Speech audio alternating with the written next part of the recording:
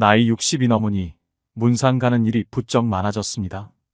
조문관 자리에서 동년배의 지인들과 술 한잔 기울이다 보면 내가 벌써 중년을 넘어 노년이 되었다는 사실을 다시금 깨닫게 됩니다. 이 순이란 나이는 귀가 순해져 사사로운 감정에 얽매이지 않고 모든 말을 객관적으로 듣고 이해할 수 있는 시기라고도 하는데, 이 순을 다하고 돌아가시는 어른들을 보며 우리들이 나누는 이야기들엔 얼마나 깊은 삶의 의미들이 담겨 있을까 궁금해집니다. 뼈 빠지게 노력하며 열심히 살았다 푸념들 하지만 무엇을 위해, 누구를 위해 이토록 열심히 살았다는 것인지, 가족을 위해 살았다지만 정말 그게 전부인지, 지금껏 앞만 보고 달려온 인생, 누구도 그 의미를 알아주지 않는다고 생각하니 끝없는 공허함과 소외감이 몰려오곤 합니다. 누구나 60여 년을 살다 보면 뒤를 돌아보게 됩니다. 100세 시대를 맞이한 요즘 60세는 인생의 약 절반에 불과한 나이가 되었습니다. 60세가 되어 인생의 반환점을 맞이한 사람들은 새로운 인생의 막을 꿈꾸기도 하지만 어떻게 살아야 할지 막막해지는 경우도 많습니다. 또 나름대로 최선을 다해 살아왔다고 해도 이른을 앞둔 대부분의 사람들은 분명 후회되는 일들이 생깁니다. 미래에 희망이 없어 보인다 해도 포기하지 말고 지금부터 할 수 있는 일들을 꾸준히 실천해야 합니다. 오늘은 60대의 99%가 후회하는 4가지에 대해 이야기를 나눠보겠습니다. 이 모든 것을 경험한 인생 선배들은 어떤 후회를 했을까요? 그럼 바로 시작하겠습니다. 첫 번째는 돈을 감정적으로 소비하지 말고 더 많이 저축해야 됩니다. 대다수의 은퇴 후 가장 큰 고민은 경제적인 어려움입니다. 고정 수입은 줄어들지만 자녀 지원비, 병원비 등 각종 지출은 늘어가는 탓에 노후의 생활고에 시달릴 수 있습니다. 노후에 빈곤해지면 자존감이 무너집니다. 우리나라는 과시문화가 있습니다. 남들이 타는 좋은 차, 좋은 집과 비교하게 되고 자신의 형편을 이웃 친인척들과도 비교하게 됩니다. 그렇게 경제적으로 부담스러워지면 자연스럽게 모임이나 친구들을 만나는 것도 줄이거나 안 하게 되면서 외로움이 따라옵니다. 돈 없는 부모는 자식도 멀리하는 경우가 많습니다. 그러면 또 허무감이 생깁니다. 결국 이러려고 평생 자식들 힘들게 뒷바라지하며 살았나 하는 생각과 그동안 열심히 살아왔던 삶이 통째로 부정당하는 것 같은 기분에 우울증까지 생깁니다. 외로움과 허무감, 우울증으로 무기력해지면 몸도 마음도 아픕니다. 불안정한 노후에 희망도 보이지 않고 살고 싶다는 의지가 없어지니 결국 극단적인 선택을 하는 경우도 일어날 수 있습니다. 우리나라 노인 빈곤율과 노인 자살률은 1위라고 합니다. 그만큼 노인들이 불행한 나라라고 할 수 있죠. 우리 어르신들이 50년대 전쟁을 겪으며 꿀꿀이 죽과 나무뿌리로 연명했어도 자살률은 그리 높지 않았습니다. 풍요로운 현대에 와서 오히려 자살률이 높아진 이유가 상대적 박탈감으로 인한 자존감 저하가 가장 크다고 볼 수 있죠. 요즘 흔히 얘기하는 욜로족이라는 말이 있습니다. 젊은 나이에 노후 대비를 전혀 하지 않고 기분대로 펑펑 돈을 쓰는 분들이 많습니다. 욜로처럼 쓰다 골로 간다는 말이 있습니다. 이처럼 저축을 하지 않으면 은퇴 이후 큰 고난을 겪게 될 수 있습니다. 젊어서 노후 준비를 해놓지 않으면 비참한 노후를 맞이하게 되는 것은 시간 문제입니다. 반면 한평생 열심히 일해서 노후 준비가 되었는데 결혼 비용이다, 사업 자금이다 뭐다 하며 늙은 부모에게 손을 벌리는 자식들이 있습니다. 그럼 또 자식들이 안쓰러워 다 해주고 싶은 마음에 무리해서라도 도움을 주게 됩니다. 자식에게 전 재산 다 주었더니 집에서 쫓겨나거나 버림을 당하는 뉴스도 종종 접하게 됩니다. 내가 이제는 늙었다고 자식한테 재산을 물려주는 순간 자식을 잃고 자식들에게 모든 것을 쏟아부어 나 자신의 생활이 없어지게 됩니다. 즉, 내 인생도 잃습니다. 곶감 빼먹듯이 조금씩 재산이 줄어 노년이 비참해질 수 있습니다. 당연히 부모의 재산을 자식에게 물려준다는 생각을 버려야 합니다. 부모들은 자식을 위한 희생보다 자신의 노후와 행복을 위한 준비를 하셔야 합니다. 자식들은 본인 가정 꾸리고 나면 절대 부모의 인생을 책임져 주지 않습니다. 기대도 하지 말아야 합니다. 돈을 벌 수 있을 때 버는 것도 중요하지만 돈을 관리하는 것은 더 중요합니다. 많이 벌어도 한순간에 사라질 수 있는 게 바로 돈입니다. 가장 훌륭한 노후 준비는 평생 현역이라는 말이 있습니다. 몸이 무리되지 않는 선에서 퇴직 후에도 계속 일자리를 가지는 것입니다. 소득이 얼마냐는 크게 중요하지 않습니다. 일하는 즐거움으로 생활에 활력이 생기고 고립감도 해소됩니다. 또 소일거리라도 갖는다는 것은 노후에도 자기의 존재 가치를 확인한다는 의미입니다. 이처럼 노후 준비를 안정적으로 해서 자신을 우선적으로 돌볼 줄 알아야 나중에 힘든 상황을 만들지 않을 수 있습니다. 경제력이 뒷받침되어야 안정적이고 행복한 노후를 지낼 수 있다는 것을 부정하시는 분들은 아마 없을 것입니다. 특히나 평생 동안 쓰는 병원비의 50%는 노후의 10년에 집중된다고 합니다. 여태 모아놓은 돈을 자식에게 퍼주거나 젊을 때 저축하지 않아서 아파도 병원에 가지 못하는 최악의 상황은 생기지 않아야 합니다. 이런 상황을 만들지 않으려면 우리는 우리의 돈을 잘 지켜야 합니다. 두 번째는 금융 공부를 미리 해두시는 게 좋겠습니다. 은퇴 준비를 미리 하셔서 행복한 노후를 맞이할 수 있습니다. 그 조건에는 금융 공부가 필수입니다. 모두 돈을 버는 데만 몰두할 뿐 돈을 모으고 지키는 데는 관심이 없습니다. 또 한국인에게 인생을 살아가는데 중요한 금융교육은 매우 결여되어 있는 게 현실입니다. 즉, 우리나라는 열심히 살아도 가난을 면하기 어려운 나라임에는 틀림없습니다. 무척 억울하지 않나요? 저는 억울할 것 같습니다.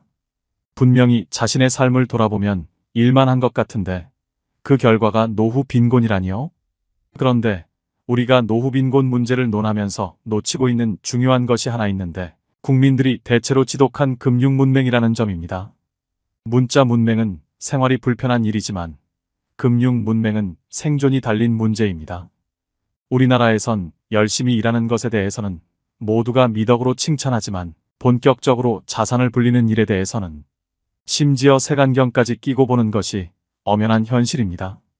주식 투자를 하면 도박한다고 경멸하질 않나. 주식 투자에서 돈 번 사람 본 적이 없다고 비아냥거리질 않나. 게다가 부동산을 하면 투기꾼이라고 윽박지르질 않나. 그러면서 동시에 열심히 땀 흘려 돈을 벌고 열심히 저축을 해서 부자 되라고 합니다. 그렇게 열심히 살아도 노후에 자식들 시집, 장가 보내고 나면 정작 자신의 노후를 대비할 돈은 거의 남아있지 않는 것이 사실 아닌지요. 오직 노동을 통해서만 돈을 번 사람은 노동을 못하게 되는 순간 소득 빈곤층으로 전락하게 됩니다. 가난을 면하기 위해서 열심히 사는 것은 당연한 것이고 국민 한 사람 한 사람이 자신을 위해서 돈 그 자체에 대해 공부를 해야 노후 빈곤에 빠지지 않게 되는 겁니다. 아무리 많이 배우고 열심히 살아도 돈을 모르고 열심히 일만 하면 그 결과는 뻔한 것이죠. 국가가 나의 노후를 책임질 걸 기대하기 전에 여러분들은 자기 노후는 자기가 책임진다는 생각을 가져야 합니다. 그건 금융 문맹에서 탈출해야만 가능한 것이 현실입니다. 실제로 은퇴자가 평생 모은 돈을 금융사 직원 권유로 사모펀드에 넣었다가 큰 손실을 봤다는 뉴스가 흔합니다. 이처럼 금융에 대한 지식과 정보가 없으면 내 평생 노후 자금이 물거품처럼 사라질 수도 있는 것입니다. 미국의 부호 워렌 버핏도 65세 이후에 막대한 재산의 90% 이상을 축적했다고 합니다. 그러니 지금도 너무 늦었다고 생각하시지 마시고 쉬운 것부터 천천히 공부하는 것이 중요합니다. 모든 것은 본인 의지대로 마음먹기 나름입니다. 지금부터라도 금융에 대해 관심을 가지고 배워보려는 자세를 갖춘다면 이미 여러분들은 한 단계 해낸 것입니다. 세 번째는 건강과 웰빙에 신경 쓰셔야 합니다. 60대 사람들이 가장 많이 후회하는 것 중 하나는 인생 초기에 건강을 소홀히 한 것입니다.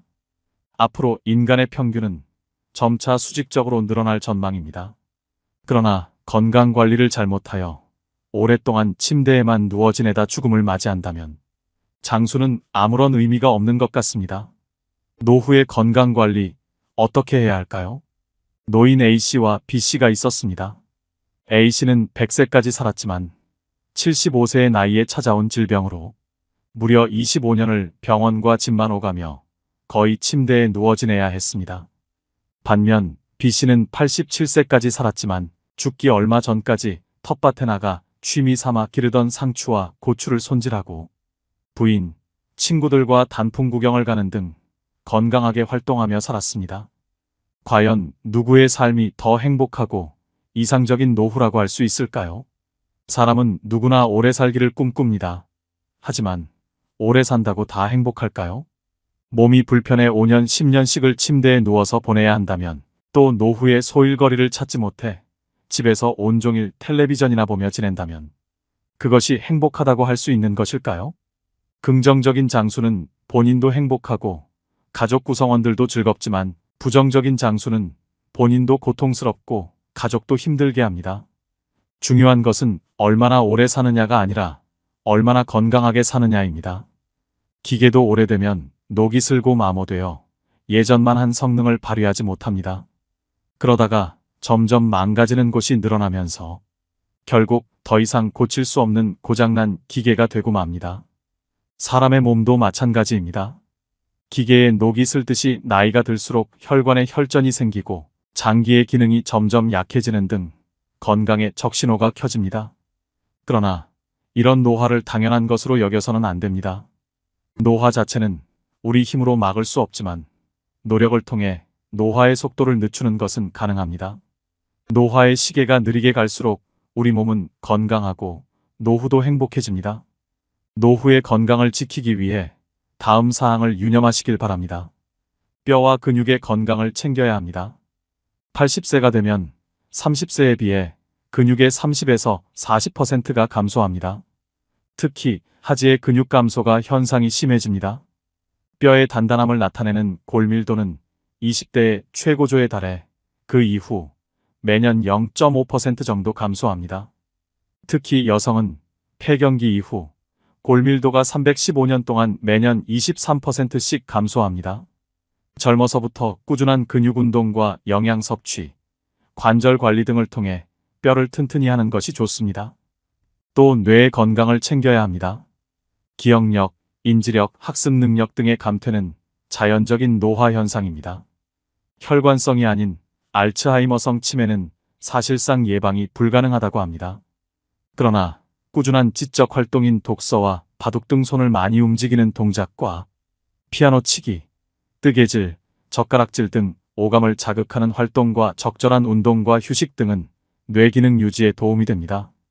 여기에 긍정적이고 낙천적인 마음가짐을 갖는 것 역시 뇌를 활성화시키는데 중요한 역할을 합니다. 노후를 위협하는 대표적인 질병으로 암을 빼놓을 수 없습니다. 암의 발생률이 점점 높아지고 있는 만큼 암을 예방하는 생활을 하는 것은 노후의 건강을 지키는데 매우 중요합니다. 다음은 미국 국립암센터에서 발표한 암 예방 수칙입니다.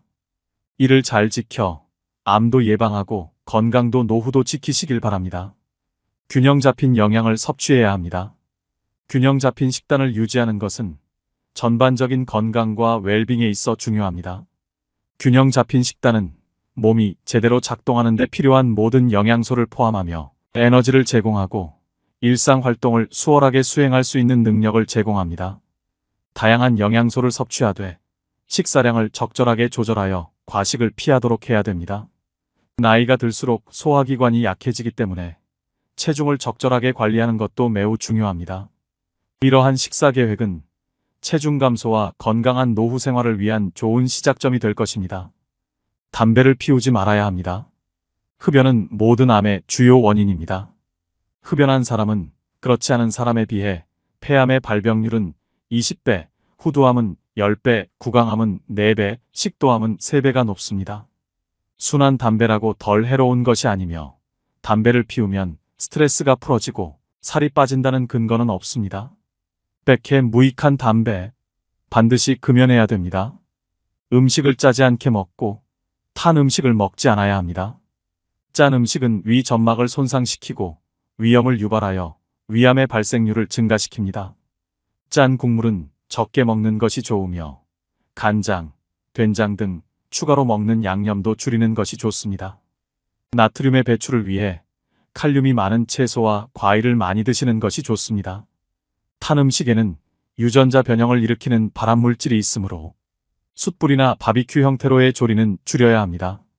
주 5회 이상, 하루 30분 이상, 땀이 날 정도로 걷거나 운동하는 걸 추천드립니다.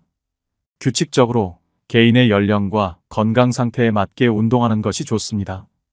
본인에게 느껴지는 중증도의 강도가 가장 좋으며 출퇴근 시 한두 정거장 미리 내려 걷거나 엘리베이터 대신 계단을 이용하는 등 생활 속에서 작은 움직임으로 운동을 시작해 보세요. 또 암 조기 검진 지침에 따라 검진을 빠짐없이 받으셔야 합니다. 암은 조기에 발견하여 치료하면 90% 이상의 완치가 가능한 질병이므로 국가 암 검진 권고안과 사업에 따라 건강할 때 미리 정기적인 암 검진을 받는 것이 좋습니다. 국가 암 검진 사업은 암을 조기에 발견해서 암 치료율을 높이고 암으로 인한 부담과 사망을 감소시키기 위해 국가에서 제공하는 사업입니다. 자기 관리에 우선순위를 두고 규칙적인 운동을 하고 영양가 있는 식단을 유지하고 예방적 건강 관리를 통해 활력과 장수를 증진하세요. 건강에 우선순위를 두면 나이가 들어도 만족스럽고 활동적인 라이프 스타일을 즐길 수 있는 확률이 높아집니다. 네 번째는 평생 할 수 있는 나만의 취미를 만들어야 합니다. 다양한 취미 활동을 즐기는 것은 젊은 세대의 전유물이 아닙니다. 나이 들어도 취미 활동을 꾸준히 유지하는 것이 중요합니다. 취미라고 하면 거창하다고 생각해서 지레 겁부터 드시고 도전조차 안 하시는 분들이 많습니다. 등산과 가벼운 산책, 음악 감상, 독서 등과 같이 돈이 필요하지 않은 취미들도 많습니다. 숲길 해변 맨발 걷기 같은 취미도 자연에 가까워지면서 힐링할 수 있는 길입니다.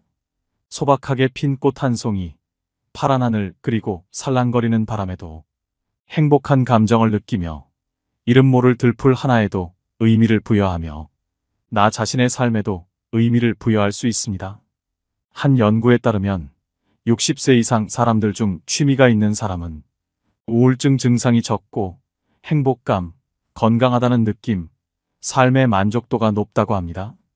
말년의 삶의 만족도는 취미 활동과 가장 밀접하게 연관되어 있었는데요. 취미는 자신이 마음과 몸을 조절할 수 있다는 느낌, 삶의 목적 찾기, 일상의 문제를 해결할 수 있다는 느낌 등 삶의 만족도에 많은 기여를 합니다.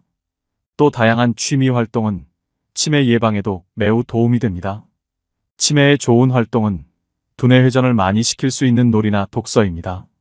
건전한 수준의 게임, 바둑, 카드놀이와 같은 종합적인 인지 능력을 요구하는 놀이가 도움이 됩니다. 신문, 책을 읽거나 글을 쓰는 것도 효과적인 예방법입니다. 글쓰기는 전두엽과 두정엽을 활성화시켜주는 취미로 노년에 하기 적합합니다. 글을 쓴다는 것은 생각을 정리해 써내려가는 것이기 때문에 생각을 하며 글을 쓰는 일은 손을 계속해서 움직이는 취미인 만큼 뇌의 근육 발달에 도움을 줄 수 있습니다. 글쓰기와 더불어 책을 자주 읽는 것 또한 집중력을 훈련하는 취미로서 책을 읽고 감명 깊었던 부분이나 느낀 점을 노트에 적어보는 방법도 좋을 것 같습니다. 그림 그리기도 좋습니다. 정밀한 손의 움직임이 필요한 색칠 공부는 손과 두뇌의 상호작용이 일어나는 활동으로 뇌 발달에 도움을 줄 수 있을 뿐만 아니라 즐거움과 성취감 또한 함께 느낄 수 있습니다. 색을 선택하고 칠하는 과정이 측두엽의 활성화, 전두엽, 두정엽, 손해세포 활성화와 뇌 혈액 속의 산소 농도를 증가시켜줌과 동시에 인지기능 저하를 예방하고 소근육의 강화를 도와준다고 합니다. 노후에는 아무래도 시간이 많아지게 되다 보니 자연히 쓸데없는 생각이 많아지게 됩니다. 머릿속에 잡생각이 많아지다 보면 생각의 늪에 빠져 자기 스스로를 더 바닥까지 내려가게 할 수 있습니다. 그러다 보면 어느새 우울감이 따라올 수도 있습니다. 특히 혼자 사시는 노인분들에게 이러한 상황은 더 악영향을 미칠 수 있기 때문에 그림을 그리는 시간 동안 온전히 집중하게 되어 잡념을 떨칠 수 있게 되어 우울한 생각에서 벗어나는 것에 큰 도움이 됩니다. 그림 그리기는 준비물도 크게 필요 없어 아주 쉽게 접근할 수 있는 취미 중 하나입니다. 이미 치매 예방을 위한 컬러링북들이 시중에 다양하게 판매되고 있을 만큼 그림 공부는 치매 예방에 효과적인 취미라고 볼 수 있습니다. 당장 어떤 취미를 해야 되는지 잘 모르시겠다면 접근성이 쉬운 그림 그리기부터 도전해 보시는 건 어떨까요? 또 다른 취미 활동으로 추천드리는 것은 뜨개질이나 자수놓기입니다. 건국대병원 치매클리닉 한설의 교수는 늦었다고 생각할 때가 가장 빠른 것. 뇌를 자극하는 두뇌 훈련을 당장 오늘부터라도 시작하라. 라고 강조합니다. 특히 뇌는 단순한 것을 실증내므로 똑같은 패턴의 고스톱보다는 뇌가 적정한 수준의 자극을 받을 정도의 그림 그리기 그리고 뜨개질, 일기 쓰기, 외국어 배우기를 추천한다고 합니다. 취미 생활이 건강에도 도움이 된다고 하니 치매 예방을 위해 지금부터 손과 머리를 자주 사용해 보시길 꼭 권해드립니다. 오늘의 영상 어떠셨나요? 후회는 인생의 본질적인 부분이지만 다른 사람들의 경험에서 배우면 60대를 더 지혜롭게 헤쳐나가고 일반적인 함정을 피할 수 있습니다. 건강을 우선시하고 은퇴를 계획하고 자기 개발로 성장하고 정신적 웰빙을 우선시하고 현재를 음미하세요. 이러한 원칙을 수용하면 60대 이후에도 성취감과 목적의식, 후회를 최소화하는 삶을 살 수 있습니다. 달콤하고 기름진 음식보다는 통곡물과 거친 자연식물식처럼 소박한 식탁에서 건강이 따라옵니다. 소유욕을 버리고 단순해지면 마음의 평화가 찾아오고 내면의 성장을 키울 수 있습니다. 불편한 사람들과는 교류하지 않아도 됩니다. 어차피 사람은 외롭습니다. 끝으로 정호승의 시를 하나 들려드리면서 오늘의 영상 마무리하겠습니다. 울지 마라. 외로우니까 사람이다. 살아간다는 것은 외로움을 견디는 일이다. 공연이 오지 않는 전화를 기다리지 마라. 눈이 오면 눈길을 걸어가고 비가 오면 빗길을 걸어가라. 갈대숲에서 가슴 검은 도요새도 너를 보고 있다. 가끔은 하느님도 괴로워서 눈물을 흘리신다. 새들이 나뭇가지에 앉아있는 것도 외로움 때문이고 내가 물가에 앉아있는 것도 외로움 때문이다. 산 그림자도 외로워서 하루에 한 번씩 마을로 내려온다. 종소리도 외로워서 울려 퍼진다. 오늘도 노후의 지혜와 함께 해주셔서 감사드립니다. 황금빛으로 무르익어가는 여러분의 지혜로운 인생을 언제나 응원합니다.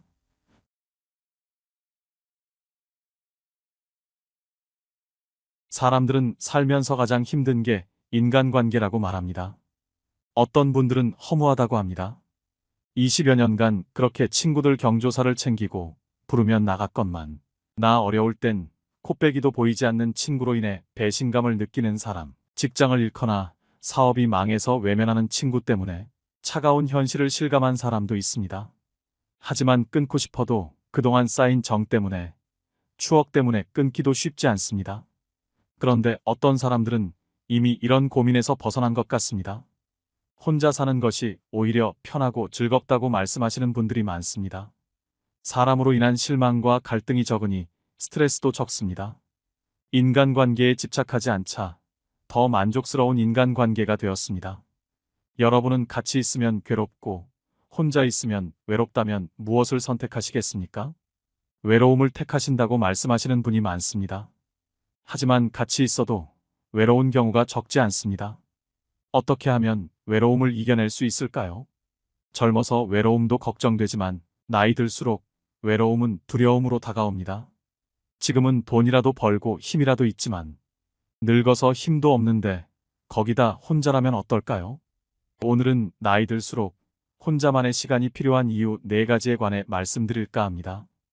이 영상에서 혼자이어야 한다는 의미는 주체적이고 독립적인 한 인간으로서 자신의 개성을 살리고 남보다 자신을 위해서 살아보자는 뜻입니다.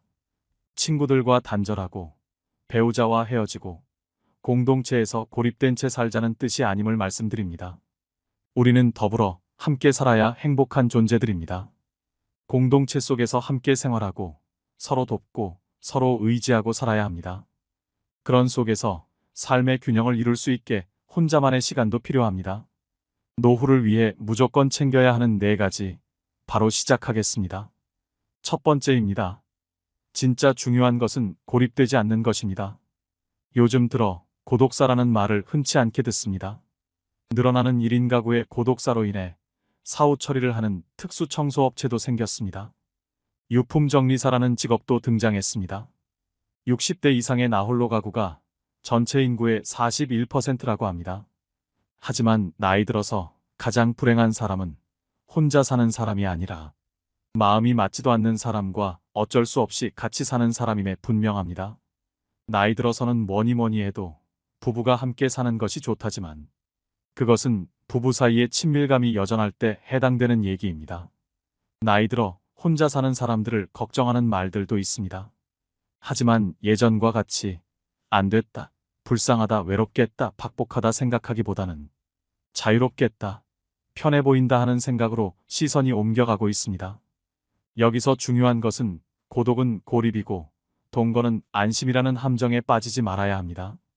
혼자 살기 때문에 고독사가 생긴다는 게 아닙니다. 문제의 원인은 살아있을 때 누구와도 어울리지 않고 외부로부터 고립되어 있었던 것이 가장 문제로 지적됩니다. 이로 인해 발견이 늦어 슬프고 안타까운 상황을 만듭니다. 하지만 이보다 더 우려하는 것이 있습니다. 혼자 아프다 죽는 두려움입니다. 요양원에 가는 것도 이를 대비한 방법입니다. 누구나 다 가기 싫어하지만 누구든 다 가게 될 수밖에 없는 요양원도 고독사가 두려워 선택하는 답안이 되기도 합니다. 가족이 있으면 가족에게 도움을 요청하거나 일주일에 한 번이라도 정기적으로 연락할 수 있는 친구를 만들어도 좋습니다. 가족이 없을 경우 1인 가구 지원 서비스를 이용하는 방법이 있습니다. 정기적으로 방문하는 동네 사회복지사와도 연계되어 있다면 최소한 고독사의 공포에서는 벗어날 수 있습니다. 주변에 나이 드신 분들의 이야기를 들어보면 자기 아픈 것도 걱정이지만 자식이나 다른 사람에게 짐을 지우는 걸 그렇게 걱정합니다. 그래서 치매를 더 두려워하시고 무섭다고 하십니다. 자식에게 해가 되는 것은 죽기보다 싫어 몸에 조금이라도 이상이 있으면 전전긍긍하십니다. 이에 대한 대응책은 자신 인생에 충실한 자세입니다. 짧고 굵게 살다 갈 거라며 술에 담배에 즐기고 싶은 걸 즐기다 간다고 하는 사람들이 있는데 실상은 이런 사람이 더 길고 가늘게 살아 주변 사람들에게 못할 짓을 하는 걸 봅니다. 자기는 그래도 즐겁게 살기라도 했지만 죄 없는 가족과 주변 사람을 힘들게 한 것은 죄라면 죄라고 생각합니다. 다른 사람에게 폐 끼치고 싶지 않다면 정말 자기 건강 관리에 성실하게 노력해야 합니다. 건강은 한 번 잃으면 회복하기가 정말 힘듭니다. 그래서 젊을 때부터 몸 관리를 잘해야 늙어서 고생 안 합니다. 건강검진 잘하고 평소 건강 관리를 꾸준히 하는 부모님을 둔 자식이야말로 큰 복입니다. 이런 어른들은 일상생활에 임하는 자세도 성실하십니다. 이는 나이를 불문하고 혼자서도 편안히 지내는 사람들에게서 찾아볼 수 있는 큰 특징입니다. 하지만 남에게 폐 끼치지 않고 혼자 살아도 행복하려면 생전에 고립되어 살지 않는 것이 최고라고 생각합니다. 절대 놓치면 안 되는 것 중 제일 중요한 한 가지라고 할 수 있습니다. 행복한 삶을 영위하는 데도 좋고 남에게 폐 끼치는 일을 최대한 줄일 수 있기 때문입니다. 외부와 단절하며 사는 것은 자신은 행복할지 모르지만 남에게 큰 부담을 주는 행동일 수 있습니다. 불상사가 생길 때 남에게 부담 주지 않으려면 최소한 공공기관의 연락 서비스라도 주기적으로 될 수 있도록 만들어 놓는 것이 좋습니다. 노인들을 위한 정부 시스템을 잘 활용해야 합니다. 이렇게 주변 인정 네트워크와 주기적으로 연락을 주고받는 관계를 만들어 놓는다면 부담은 훨씬 줄게 됩니다. 이것이 나이든 노인만의 이야기일까요? 요즘 뉴스에는 젊은 사람들의 슬픈 이야기도 심심치 않게 들립니다. 젊은 사람들도 절대 놓치면 안 되는 것이 스스로 고립에 갇히는 것입니다. 두 번째는 곁에 있는 사람을 소중하게 대해야 합니다. 이 사실을 알기까지 오래 걸렸습니다. 소중한 사람이 옆에 있다는 것은 행복이라는 것을요. 우리는 가까이 있는 사람의 소중함을 모르고 살 때가 많습니다. 인터넷에 아름답게 나이 먹는 방법으로 말조심에 관한 글들이 있었습니다. 그중 함께 살지 않는 며느리나 딸이 더 좋다고 말하지 말자라는 글귀가 눈에 들어왔습니다. 가끔 찾아오는 사람은 애틋하고 그립습니다. 반면 같이 지내는 사람은 단점만 많아 보이고 자주 갈등도 겪다 보니 싫을 때가 있습니다. 이때 현명하지 못하게 같이 사는 사람에게 퉁명스럽게 말하거나 싫은 티를 내는 경우가 있습니다. 어떤 이는 절대 하지 말아야 할 말을 하는 실수를 저지릅니다. 바로 가끔 찾아오는 며느리나 다른 자식과 비교하는 말입니다. 비교하는 말은 설득은커녕 사람을 등 돌리게 하는 제일 위험한 말입니다. 자기 기준만 내세우며 상대 보고 맞추라는 강요로 들려 욕심만 많다, 불합리하다는 생각이 들게 됩니다. 소중한 사람을 만만히 보고 홀대하는 경우가 있습니다. 나에게 잘해주는 사람은 홀대하고 무서운 사람에게 잘하는 것처럼 곁에 있는 사람은 홀대하고 멀리 있는 사람만 잘해주는 경우가 바로 그런 경우입니다. 결국 나는 소중한 사람을 떠나보낸 후에야 비로소 그 소중함을 깨닫게 됩니다. 곁에 있는 사람이 가장 소중한 사람이었단 것을요. 있을 때 잘해줘야 하는데 꼭 떠나고 나서 후회하는 것은 부모님 돌아가신 후와 비슷합니다. 왜 살아생전 잘해드리지 못했을까? 좋은 시간을 더 함께하지 못했을까? 뒤돌아보며 슬퍼합니다. 하지만 후회한들 이미 지나간 세월 다시 돌이킬 수 없습니다.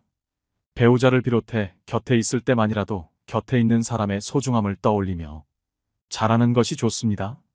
잘해줄 때도 그것이 고마운 줄도 모르고 더 잘해주지 않음을 속상해합니다. 소중함을 망각한 언행은 삼가야겠습니다. 편하다고 선을 넘는 언행을 하다 보면 주변 사람은 지쳐 떠납니다.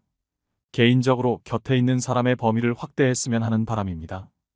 가족을 넘어 내 곁에서 조용히 묵묵하게 있는 사람들도 있습니다. 가까운 사이, 친한 사이가 아니지만 인연을 맺고 있는 사람들 중에 고마운 분들이 있습니다. 가족과 친구를 떠나 정말로 혼자가 되었을 때에는 외로움을 극복하고 힘을 얻는데 이분들이 더 큰 역할을 합니다. 그러니 자기 주변 사람들을 한번 둘러보고 소중한 인연을 지키기 위해 노력해야 됩니다. 세 번째는 혼자 지낼 줄 모르면 누군가를 괴롭히게 됩니다. 중년 이후에 나이 들면서 가장 걱정되는 것이 무엇인지 물었을 때 남성분들은 외로움, 여성분들은 경제력을 꼽았습니다. 의식주와 관련된 문제는 모든 문제 중에서도 가장 중요합니다. 경제력을 어느 정도 감당할 수 있다면 단연코 외로움이 가장 큰 걱정이 아닐까 생각합니다. 그런데 외로움이 나이 들어서만의 문제는 아니었습니다. 나이를 불문한 문제였고 친구의 예민한 청소년기에는 특정 문제를 일으켰습니다. 외로움을 견디지 못해 만나지 말아야 할 친구인데도 매일 붙어 다닙니다. 너무 의지하고 집착하여 사이가 멀어지는 경우가 적지 않습니다. 타인의 반응에 기뻤다 슬펐다 하는 사람들이 있습니다. 타인에게 좋은 소리를 들으려고 애쓰고 자신이 생각한 반응이 나오지 않으면 안절부절 못하는 사람. 타인이 만족하면 그때서야 편안해집니다. 나의 행복이 나에게서 나오지 않고 타인에게 의존할 때 삶은 불안하게 됩니다. 인간이 사회적인 동물이라 타인에게 관심을 기울이지만 타인에게 묶여버린다면 다른 심각한 문제가 발생합니다. 인간도 동물이라 동물적 감각이 드러나기도 합니다. 휘두르려는 생각, 얕잡아보는 마음이 일어납니다. 내가 마음대로 해도 되겠다는 자신감이 생깁니다.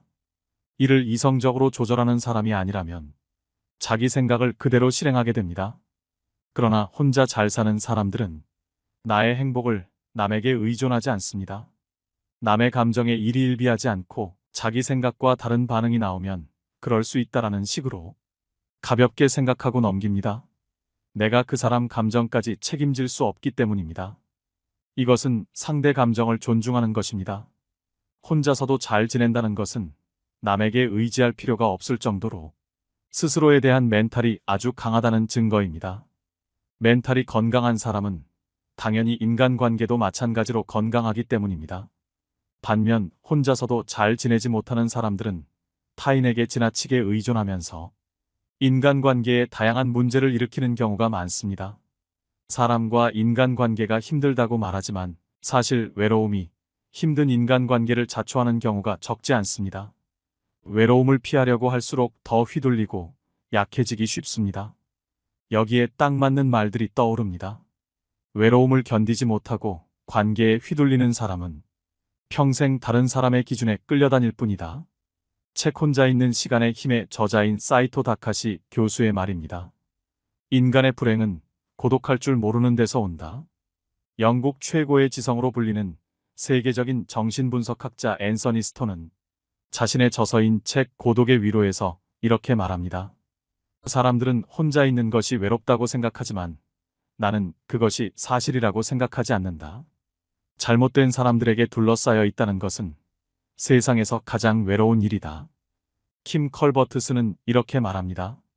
외로움을 피하려고만 하는 사람은 속에 괴로움이 많아집니다. 사람에 집착하게 만들기 쉽습니다. 그러나 외로움을 선택할 줄 아는 사람은 여유로워집니다. 오히려 인간관계에서 강한 모습을 드러냅니다. 즉 혼자 있는 능력을 키우면 인간관계는 물론 인생에서 강해지게 됩니다. 혼자 있는 능력이란 스스로 세상과 단절하는 것이 아니라 혼자의 시간을 즐길 줄 아는 것, 내면을 들여다보는 시간을 가지는 것, 혼자의 시간에 깊게 사고할 줄 아는 것입니다. 세상엔 영원한 것이 없듯이 친구와의 관계도 영원하지 않습니다. 인연이 더 빨리 끝나는 사람, 오래가는 사람이 있을 뿐입니다. 좋은 사람과 존중하고 배려하며 살면 된다고 생각하는 것만으로도 친구에 대한 집착과 실망에서 상당히 자유로워집니다. 혼자 지낼 줄 안다면 이런 힘을 얻을 수 있지만 그렇지 않다면 결국 자신을 괴롭히게 됩니다. 나이 들면서 혼자 있는 것을 두려워하는 이유는 늙어서 외로울까봐, 아플 때 또는 죽을 때 혼자면 어떻게 하나 하는 걱정 때문입니다. 혼자 있기 싫어 친구를 찾고 배우자를 찾지만 그들이 먼저 가게 되면 어떨까요? 혼자 지낼 줄 모르면 누군가의 시간과 관심을 애걸복걸하게 됩니다. 자기를 봐주지 않으면 작은 것에도 주변 사람에게 불평불만이 늡니다. 혼자 밥 챙겨 먹을 줄 모르고 누가 챙겨줘야 하면 주변 사람들과 자식들이 괴롭습니다. 여기에 성질까지 고약하다면 어떨까요? 삶의 질은 더 떨어지고 갈등은 갈등대로 커지게 됩니다. 그러면 정작 자신의 곁에는 아무도 남아있지 않게 됩니다. 자기 스스로 하지 않고 남이 나를 보살펴 주기를 기대하고 남이 무언가 해줄 것을 기대하는 것은 외로움을 만드는 것이나 다름없습니다. 저는 혼자 잘 살기 위한 조건으로 나의 행복을 남에 의존하지 않는 것, 즉 감정 독립이 가장 특징적인 요소라고 생각합니다. 돈이 있으면 모든 게 해결된다, 바쁘게 살면 된다는 등 여러 요소를 말씀하시는 분들도 있습니다. 그것들도 모두 도움이 됩니다. 특히 먹고 사는 기본적인 문제가 해결되지 않는다면 혼자 잘 사는 단계로 나아갈 수 없습니다. 우선 시급하게 해결해야 할 문제입니다. 하지만 돈은 먹고 사는 문제를 넘어서면 위치가 흔들립니다. 특히 행복의 문제에서는요. 혼자 잘 산다는 것은 돈 걱정 없이 산다는 의미보다 혼자지만 즐겁게 산다는 의미라고 생각합니다. 나이 들수록 자신과 타인을 괴롭게 만듭니다. 나이 들수록 혼자라는 두려움이 더 크게 느껴집니다. 사소한 무엇이라도 집중할 수 있는 걸 만드세요. 취미생활과 봉사활동을 통해 사람들과의 접촉 기회를 놓지 않고 고립과 죽음에 대비해 정부의 서비스를 요청해둬도 도움이 됩니다. 이처럼 혼자 사는 방법, 혼자 즐기는 방법을 익히는 것은 자기 스스로 힘을 키우고 삶의 질을 높이는 길입니다. 나의 행복을 남에 의존하지 않는 사람은 감정적으로 홀로서기가 된 사람입니다. 홀로서기가 연습된 사람들은 타인보다 자신의 뜻대로 주체적인 삶을 살지만 이는 이기주의가 아닌 건강한 정신에서 비롯되는 것이기 때문에 타인과도 매우 잘 지내는 경향이 있습니다. 행복의 주도권을 가진 사람이 되도록 노력해야 됩니다. 네 번째는 지금 이 순간을 살아내는 것입니다. 행복한 사람이 되기 위한 가르침들은 모두 지금 이 순간에 머물라고 합니다. 그래야 우리는 고통에서 벗어나 근심 걱정 없이 살 수 있다고 합니다. 고통을 만들어내는 것이 우리 자신이라는 사실을 다른 사람이나 바깥 세상이 아닌 우리 자신의 마음이라는 것을 알아야 합니다. 마음은 도구이며 연장입니다. 마음이란 특별한 과업에 사용되기 위해 거기 존재하는 것입니다. 일이 끝나면 내려놓아도 됩니다. 사실 대부분의 사람들이 하는 생각 중에서 80에서 90%는 반복적이고 부질없는 잡념에 불과합니다. 실제로 우리의 마음은 끊임없이 불행했던 과거를 돌아보고 두려운 미래에 대해 걱정하며 대부분의 시간을 보냅니다. 더구나 부정적인 성질을 품고 있을 때도 적지 않아서 대부분의 생각들이 해롭다고 말할 수 있을 정도입니다. 부질없고 해로운 생각들로 인해 소중한 에너지가 새어나가고 있는 것입니다. 지나간 과거에 대한 집착을 버리고 아직 오지 않은 미래에 대한 두려움을 버리라고 수천 년에 걸쳐 많은 사람들이 그 중요성을 수도 없이 알려줬음에도 불구하고 왜 지금 이 순간의 삶에 집중하는 것은 그리도 어려울까요? 많은 사람들이 행복을 기다립니다. 그러나 행복은 미래에 올 수 없습니다. 어디서 무슨 일을 하든 그 일을 존중하고 인정하고 충분히 받아들이셔야 합니다. 지금 가진 것을 완전히 받아들이세요. 그러면 가진 것에 대해, 있는 그대로에 대해, 존재하는 것에 대해 감사하게 됩니다. 현재의 순간에 대해 감사하면서 지금 충만한 삶을 사는 것이야말로 더 없는 행복입니다. 바쁘지 않아 보이지만 혼자 잘 사는 사람들은 항상 뭔가에 만족을 느끼는 일을 하고 있습니다. 일정이 빡빡한 사람도 있습니다. 남이 찾지 않아도 항상 갈 곳이 있다는 사람. 즐겁기만 합니다. 서로 상반돼 보이지만 자기 시간을 알차게 보냅니다. 봉사, 자기가 하고 싶었던 일 등 형태는 달라도 마음에 성취감을 주고 여기서 소소한 행복을 느낍니다. 작은 것에서도 감사함을 느낍니다. 사는 게 의미 없이 느껴질 때가 있습니다. 삶의 의미를 찾아 도서관에 가서 책도 읽어보고 좋은 분들의 말씀도 들어봅니다. 하지만 아주 단순한 것에서 삶의 의미를 발견하시는 분들이 있습니다. 삶의 의미를 느낀다는 것이 남을 돕고 가치 있는 일을 하는 것만 있는 것은 아니라는 생각이 들었습니다. 주어진 인생을 살아내는 것도 의미 있게 사는 것이라고 생각합니다. 의미라는 것이 별것이 있을까요? 작은 것에도 감사하는 시간이 많다면 그 사람의 인생은 이미 성공하고 의미 있는 인생이 아닐까 생각합니다. 감사하는 마음이 아니더라도 이 순간을 짜증내거나 신세한탄하며 지내지 않고 사는 것도 주어진 삶을 잘 보내고 있는 것이 아닐까요? 내 인생이 의미 있는지는 남이 판단하는 것이 아닙니다. 내가 판단하는 것입니다. 지금까지 살아있다는 것은 살아남았다는 것을 뜻하기도 합니다. 죄짓지 않고 남에게 불편 끼치지 않는다면 인생의 의미까지 남의 판단에 의존할 필요가 있을까요? 혼자 잘 사는 사람들의 모습에서 이런 모습을 엿볼 수 있었습니다. 여러분의 행복한 노후를 결정하는 열쇠는 무엇일까요? 이 순간 자기의 의식 수준입니다. 그러므로 긍정적인 변화를 위해서는 내맡김이 그 무엇보다 중요합니다. 있는 그대로의 지금 이 순간에 내맡겨 완전히 현존하게 되면 불행한 과거는 힘을 잃게 됩니다. 여러분에게는 과거가 더 이상 필요하지 않게 됩니다. 지금이 바로 그 열쇠입니다. 오늘의 영상 어떠셨나요? 나이가 들수록 행복한 노후를 위해 실천해야 되는 것 4가지를 꼭 지키셔서 혼자만의 시간에서 마음의 평안을 얻으셨으면 좋겠습니다. 오늘도 노후의 지혜와 함께 해주셔서 감사드립니다. 황금빛으로 무르익어가는 여러분의 지혜로운 인생을 언제나 응원합니다.